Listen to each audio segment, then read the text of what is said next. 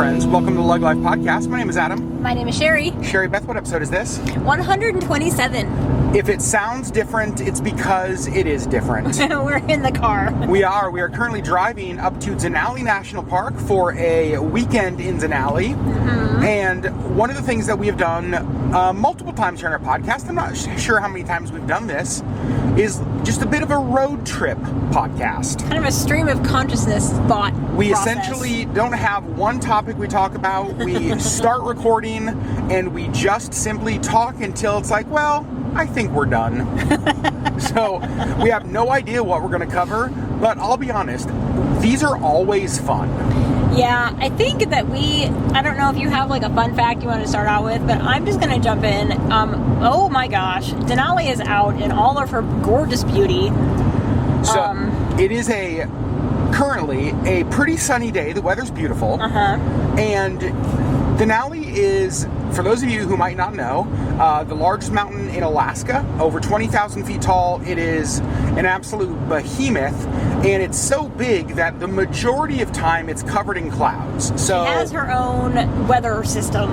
Yeah, it just basically is so big that it will just hold clouds there, and even when it's sunny around, sometimes you can't see the mountain. Right. Well, today we can definitely see the mountain. Oh my gosh, it's gorgeous. It is absolutely gorgeous. For the last probably 20 minutes we've been driving, we've just been staring at it straight ahead of us. It's so pretty. So yeah, what a beautiful, beautiful day to be on this drive. Yep, Hunter and Foraker are kind of part of the same the Alaska Range, and they're extremely visible as well. They're just beautiful. It's one of those days that this is what you wish everybody could see Alaska like.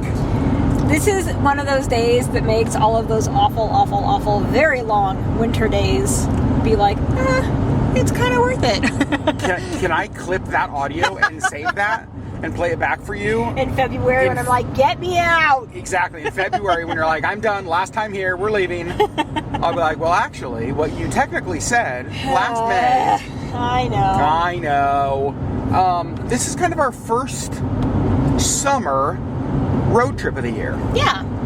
We are heading up to Denali National Park for a couple nights. We're staying at the Denali Princess Lodge. Yes. And the Denali Princess Wilderness Lodge. Oh my gosh. The Denali Princess Wilderness Lodge. Or Sorry, Sherry. If you're just in our work terminology, it's just DPL. Well, we're gonna not call it that.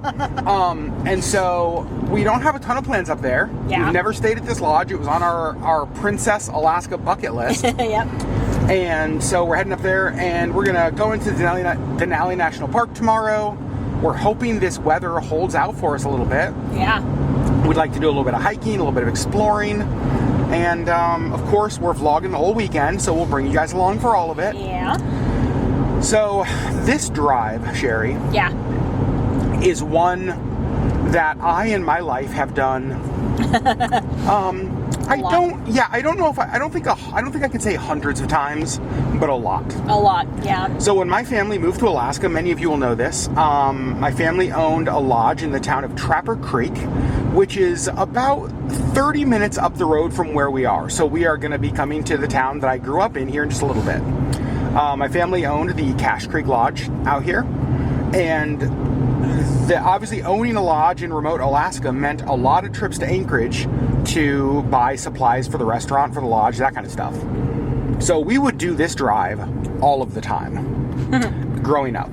I remember so many times with my grandma, with my uncle, with my mom and dad, just driving to Anchorage to buy food for the restaurant, driving to Anchorage for all of those things. So this drive is always nostalgic for me. I would imagine even school clothes and stuff. There's not really everything. Stores in Trapper Creek or even Talkeetna that you could get that kind of stuff at. So yeah, Anchorage was where you went for everything. It's where we went for the most part for medical stuff. It's where we went for, you know what I mean? All of that. It's just Anchorage is just the hub for this part of the state. Yep. And so growing up, this was a pretty normal drive. So it's always nostalgic getting to do it. It's beautiful too. It is beautiful. We are currently stopped. Those of you who have visited Alaska in the summer will not be surprised at all. We're currently stopped in road construction. Shocking. We kind of joke, and I think, a lot of states have this joke, but we have winter, spring, and fall and construction season. Yep. That's kind of where we're at now. Construction. It really does feel that way in Alaska. I think especially because of like the longer days. Like there's construction that goes on literally 24 hours a day. So it just, doesn't matter what time of the day you're driving. Like they're working because it's light. So well, it's light and there's no snow. Right. And so it's like, you guys, we've only got a few months to get this whole highway project done. Snow's gonna fall in September, so it's quick work. Oh my gosh. And it's, again, this drive's been that way my whole life. I feel like I've probably spent a third of my life stopped in road construction on this road. On this road, I know, it's just constant. Not a third of my life. We also did just transition to gravel. Yeah, you can probably hear that in the background. Because of the highway project, so that's going to be nice.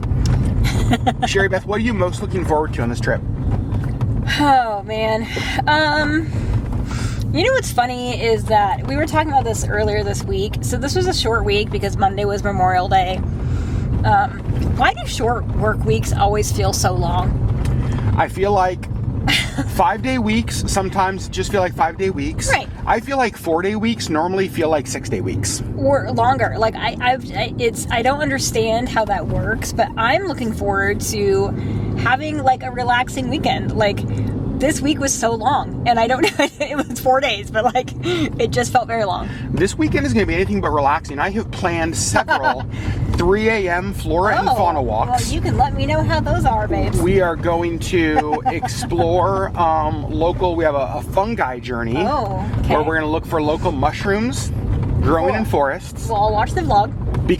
I'll watch yeah, whatever. You do not watch our vlog. Let's be very clear. I don't. About you watching our channel. Listen, I think that I watched the embarkation day for a Seabourn cruise. You watched one Seabourn video? I did. So, okay, I have a question. How often a week do you watch, and I'm not saying like how many hours, I'm saying the number of times a week do you go to YouTube and actually click play on a video? Less than one. I would say this year, tomorrow is June 1st, I bet I have actually watched 4 or 5 YouTube videos. In the year? This year. Ugh. I'm sorry. I just don't. It is... it is difficult to... I have the best intentions. I'm like, I'm going to watch this whole series, or I'm going to like catch up on all our friends, and then I just don't. Yeah, but that's, to be honest, that's never been you. No, I've never been like a go to YouTube to watch things kind of person. I don't watch things. Actually, that's a good point. You would typically... I don't even really watch TV, or like rarely like movies. Like I just don't. You're not a watcher. I'm not a watcher. I'm a reader. All right, so here's where we're going next with our next topic. You ready? Uh-huh. We're going to stay on local small town festival memories from growing up. So while I tell my first story, I want you to think of something that you experienced, maybe a yearly festival, a yearly thing that you guys went to in a town you grew up in. Got it? Got it. So growing up in Trapper Creek, the town we're going to drive through here in just a little bit, one of the festivals we had was Cabin Fever Reliever Days. Did you just giggle? It's the most Alaskan small town name. So, Cabin Fever Reliever Days, and if my mom's listening, she 100% knows this. They were I don't remember what time of year, but I feel like, I couldn't even tell you, maybe spring festival. And there would just be all sorts of little, like games. Like I remember a pie eating contest, which was basically just like a tin full of whipped cream eating contest. There were just all sorts of little small town kind of events. And Trapper Creek was too small. We didn't have a parade. We didn't have that kind of stuff. But it was just an opportunity for the community to get together. And I always remember Cabin Fever Reliever Days, like little Adam, being so excited about them because for Trapper Creek, that was like our festival. It was like the World's Fair to me, essentially, like in Trapper Creek. And so I just remember Cabin Fever Reliever Days, and I feel like in a box that my mom gave us, we have a bunch of old I'm going to call them newspapers, but essentially they were just like handwritten and printed, like the local newsletter is probably a better term. Newsletter, yeah. Newsletter for Trapper Creek. And I remember going through them and several of them talking about the whatever year it was, cabin fever reliever. And I believe, I'm not positive, I do think that there is a ribbon in there for me placing during the pie eating contest, which if you look at me, kind of makes sense. It's sort of like, actually, yeah, I could see that. I could see that that's a skill you have. Sherry Beth? Yeah. My guess is that Indiana did not have cabin fever reliever days. We did not, but we had a lot of festivals. Okay, like what? What were your festivals like? All right, so we had Swiss Days. All right, was this in Bern? This was in Bern. We had Grable Days. I think it was called Grable Days. That's what's coming to mind. If there's any people that still live around there, let me know. In Grable, Indiana. Grable, Indiana. We also had the Three Rivers Festival. Okay. So Fort Wayne, where I spent the vast majority of my life in or near, is located at the convergence of three rivers. Okay. That's why the fort was built there, because it was a trading route. The Mississippi, the Yukon, and the Arkansas River converge in Fort Wayne. All right. I used to be able to name the rivers, and I cannot anymore. But so we would have the Three Rivers Festival. That was probably the biggest one because I was in Fort Wayne, which is like the bigger city. Oh gosh, what else did we have? What do you remember about those festivals? Were there any like games or activities? Yeah, I mean it was always like the carnivals and the whatever, but then there was also so at Swiss Days. I'm actually kind of surprised that we have never gone down for Swiss Days. I think that we should. Let's do it. Let's 100% plan a Swiss Days trip. Because we always had the tenderloins, the Hoosier tenderloins, which were the size of, no, I can't even say the size of my face because they're bigger than my face. Massive. To be fair, you don't have a huge face. Okay, they're bigger than your face. I have a massive face. So it's very cute though. Thanks. But yeah, so these massive Hoosier tenderloins, sandwiches. Oh gosh. So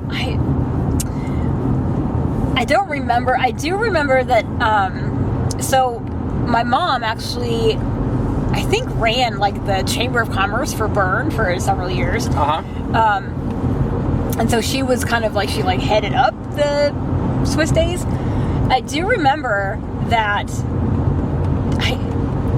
a lot of people would dress up in the Swiss lederhosen and that kind of stuff. Really? Yeah. It was a whole thing. So definitely a festival that really did honor the culture, the Swiss culture that exists there in Bern, Indiana. Yes. Interesting. Yes. Did they have a Miss Tenderloin pageant?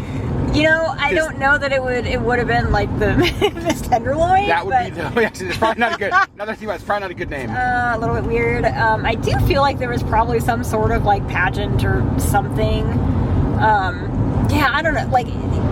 I just feel like we always had a lot of festivals kind of growing up. Were you ever fairs. In any of them? Did you ever play your clarinet marching in the band in the parade? Did you ever? I did play in the parade. Yeah, see, this is the story I'm trying to get to. Yeah.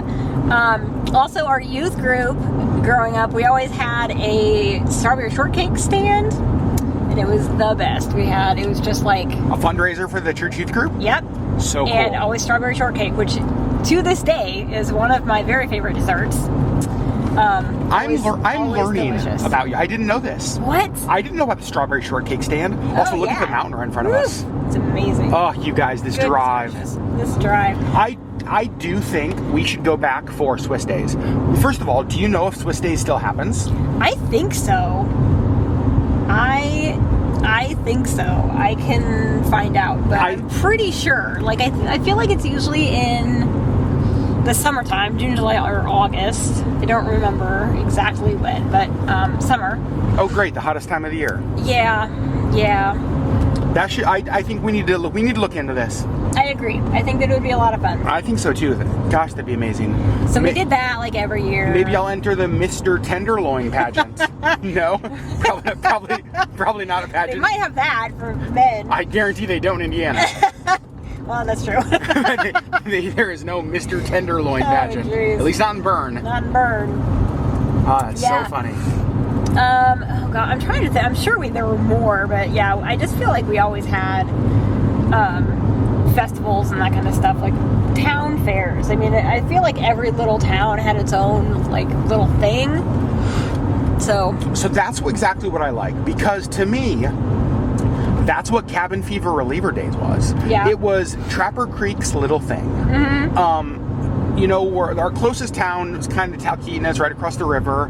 And Talkeetna had the Moose Dropping Festival was their thing, which Yeah. I think it still exists to this day. Of course, welcome to Alaska. And that was like their thing.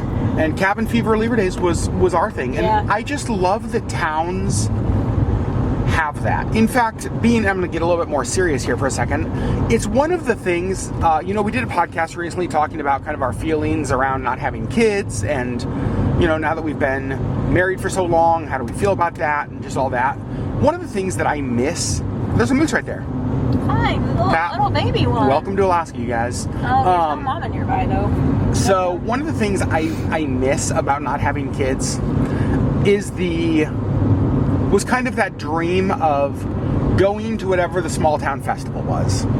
It's the kids selling strawberry shortcakes, right? It's the kid in the parade playing the clarinet. It's that kind of stuff. It's that sort of all Americana wholesomeness. Yeah.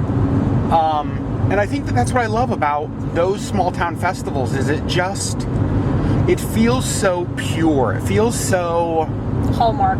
It's like, the reality is that Cabin Fever Reliever Days, at least for me as a kid, it was never about the latest drama in the news or the headline or what was wrong. It was like I'm gonna destroy Billy from 5th grade in the pie eating contest, and all was right in the world. Right. You know, like it was about that kind of stuff, and Yeah. so I just miss that. Yeah. We are coming up now. We're crossing. It's funny that I don't even need to see it to know. I just like, there's something in my instinct. We're crossing the Susitna River, the Big Sioux. This was always one of the spots driving back home to the lodge where I knew we were getting closer, like crossing the Big Sioux. There's also a river, a creek going to be coming up here. We're going to cross called Rabidoo. And that was one of my dad's fishing holes growing up. You're getting all sorts of stories, Sherry. Yep. All sorts of stories. I mean, I've heard them all before. But. You have. Okay, odds we see Sasquatch on this trip. Why are you laughing? Well, do we need to get into the the full belief? Let's have a conversation. Let's have a conversation. Let's have a little bit of a blurry conversation. So one of our favorite podcasts as of late, not late, but I mean it's been a couple of years now probably, is a podcast called Blurry Creatures. Yep. You guys know that we joke about Bigfoot and that kind of stuff all the time. And this podcast is about paranormal, supernatural, conspiracy theory, that sort of stuff. Yep. And it's fantastic. It is so much fun to listen to. And even if it's like, oh, I think 90% of it is just like crazy, there's still like a fun 10%. Yep. Their first 10 episodes were all about Bigfoot. Yeah. And so kind of the whole belief of not the whole belief of the show, but on every episode, no matter what the guest is talking about, they ask them about Bigfoot. Like, okay, so you're here to talk about angels or demons or aliens or ghosts or the Alaska Triangle. But Chupacabra. what do you think about Bigfoot? Where are we at on Bigfoot? So Sherry, Yeah. where are you at on Bigfoot? Okay, so here's my thing. I was never a believer. It was one of your 13 flaws. I just always felt like if there's this massive creature wandering around with all of the technology that we have today with infrared and heat seeking and all of these things, how have we never, like, yes, people have personal eye accounts and whatever, but like, We don't have a body. we don't have a body, how do we not have clear actual video of these things? It's always blurry. Right, it's never like, oh, that's clearly a Bigfoot. Right. I was never really a believer. However, Uh-oh. this podcast, Blurry Creatures, I think that I'm like 80% there. I think. Okay, I have a question. Uh-huh. Are you 80% there that you're a definite yes, or are you look at the mountain, holy cow, sorry. Or are you 80% yes to where, 80% there to where it could be plausible? It could be plausible. Okay, so I actually think that's about where I am. Okay, so in essence, one of the theories that they have brought up is that there's other realms, Dimensions, all that. Sure. Which I actually believe in anyway. Oh, interesting. I believe that there's a physical realm. I believe that there's a spiritual realm.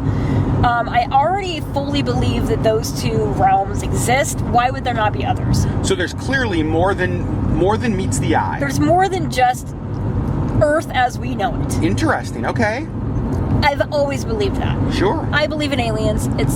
That's a whole other discussion. Wow. However, now, because of listening to this podcast, I am actually, okay, maybe, like, just one of the theories is that they're in and out of this other realm. So they do step foot into this realm, leave footprints, get weird, blurry photos, and then step back into whatever realm they're in. So they maybe just don't exist actually in our realm, but they cross into it and back out. So it's actually fascinating because to me, and I've always, you guys know this, I've always been the one who's like, people send me Sasquatch stuff all the time. I went to the Bigfoot festival in Oregon. I've been to the like Sasquatch museums, all that kind of stuff. But here's the reality. I am not 100% a believer.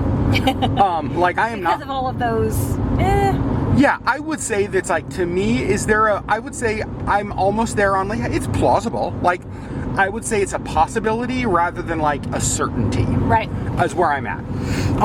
In fact, honestly, I just have more fun with the what if. Right. You know, like with the discussion around this, like, oh my gosh, if there is multiple dimensions. And I think that the physical realm, spiritual realm is an interesting one, because if you believe those two realms exist, could there be the possibility of more? And we're not going to spend the rest of this podcast, just so you know, talking about all this, because some of you are like, well, the legs have lost their damn mind. And maybe. But I think here's the thing that's interesting. Here's what I want to touch on from a faith standpoint. Oh, we're 5 miles from Trapper Creek. From a faith standpoint, and you and I talked about this. Yeah. This weird podcast about giants and aliens and things has actually been ridiculously encouraging to our faith. Yes. Which we started listening for entertainment. Right. But they do pull a lot of really biblical and spiritual truths into this podcast. And they try to look at weird things, blurry things, almost from a lens of faith. Right. Which is very interesting. Right. But for you and I remember a discussion we had kind of early on that really I always think back to about how nice it was, because especially you grew up in the church, you grew up doing Bible quizzing, you grew up, and I remember a conversation we even had early in our marriage, kind of just being like, I've sort of heard it all. Right. Like, I kind of know it all. It's like, it sort of has lost its luster. Yeah. And this podcast was so encouraging to both of our faith, but I think especially yours. Especially mine. I think, especially in light of, recent events in the last few years. I think that... You mean like health events? Yeah. Like, okay. I mean, well, and what that did to my faith. Oh, sure. Yes. I think that this podcast came along at a time when I needed a spark, I think, to bring my faith back to life, because I think that it was dead or dying. And I think that this podcast, Blurry Creatures, kind of like sparked this thing in me that made me like interested in the things that I was raised with, and wanting to go back and like do other research and like dig into these other things. And what's so interesting is that the spark that you talk about came from this thing where it's like, oh, wait a second, maybe there's still stuff I don't know. Yeah.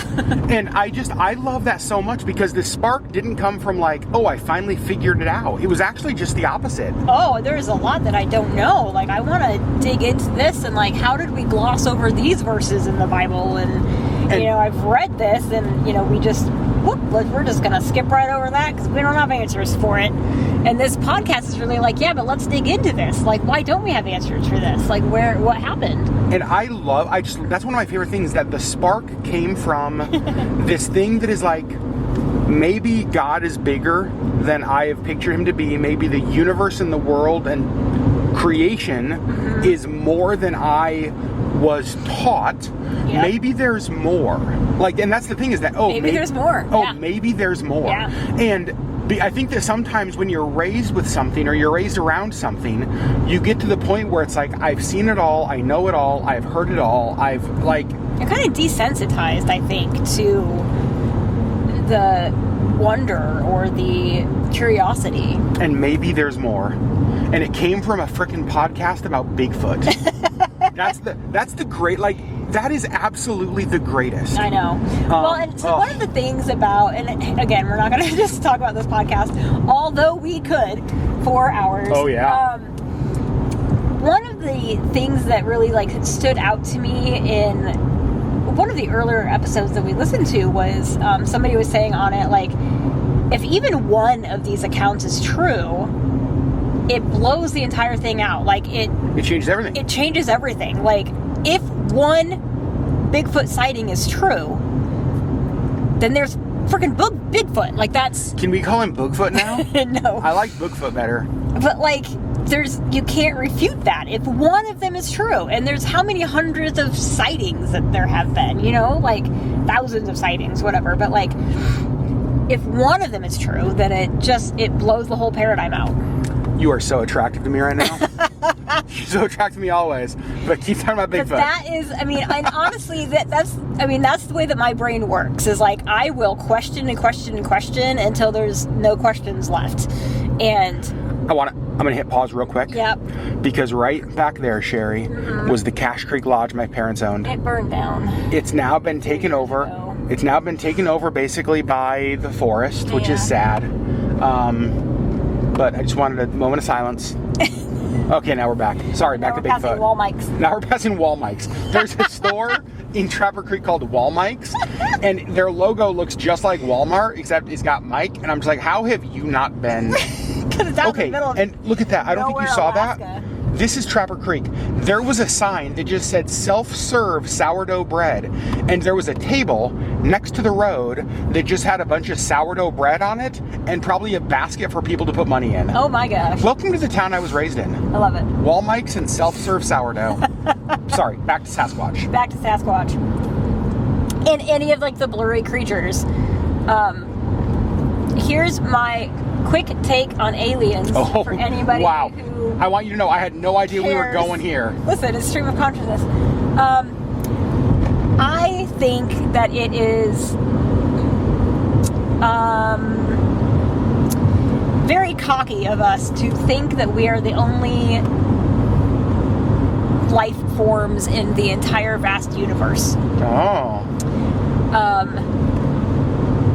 That's basically where I'm at. That's where you're at, huh? I think that there's this huge universe that we have explored the tiniest fraction of a fraction of. And to think that we are the only planet in this whole vast universe that has any kind of life on it is just... I think that's overreaching. Now, I don't want you to answer this question because I feel like there's no way to answer this question and not then spend the next 3 hours discussing this. But, and this is more just for thought, is if that is true, is all created intelligent life, human, alien, whatever it is out there, is all of it created in the image of God? Was all of it same origin, same creator, same that kind of stuff? So don't answer it, because again, this is a 5-hour discussion. But isn't it interesting to think about that? It's like, if there is other, was it also created in the image of God? Right. Is there creation that was not in God's image? Right. Is there? This is my favorite thing. I know there's all kinds of rabbit holes or rabbit trails off of this. But the thing that is so inspiring to both of us from a faith standpoint, and this is what I just love, is I feel like you and I both got to a point at different times and in different ways where we hated the fact that people just simply didn't talk about topics that they didn't have an answer to, or topics that were uncomfortable, or topics they didn't know.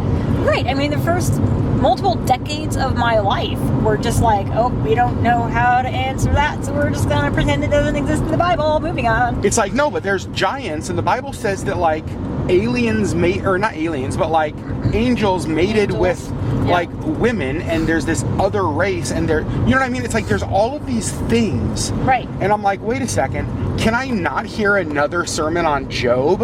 And can we please talk about that story? Let's dig into the Nephilim. Let's dig into the giants. Let's talk about those things, because in some ways, I want to be reminded that there's still stuff about faith that I don't know, because if I know it all, I'm done with it. Right. Like, if God is so small that I can discover all of him with my tiny little finite brain, then he is not big enough to be worshipped. Right. It's like, if you believe in a God, you believe in a God that is infinite and vast and like includes things that we cannot understand with mortal minds. Right.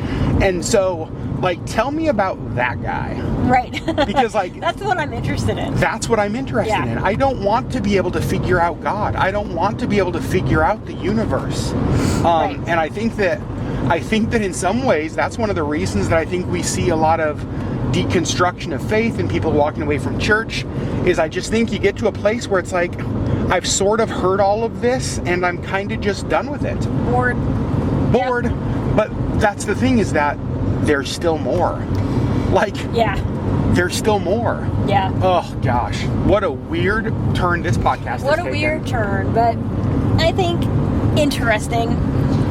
And it has caused so many good discussions of us. Yeah, with us and with friends that listen to this podcast. And yeah, like, it really has just like opened up all of these amazing discussions. And for us even just to sit down together and say, okay, so like,